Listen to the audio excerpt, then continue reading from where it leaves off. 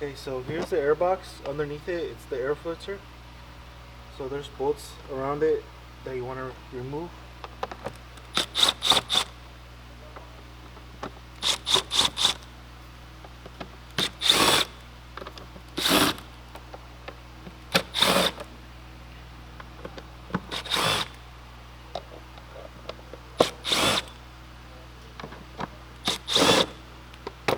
Just pop it up like that.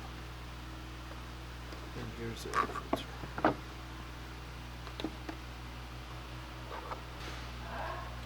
Obviously, so we're gonna replace it with the new one. We don't have it right now, but just pretend this is a new one.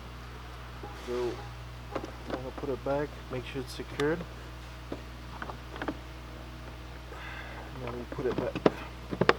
Sits perfectly. And just go around and tighten the bolts.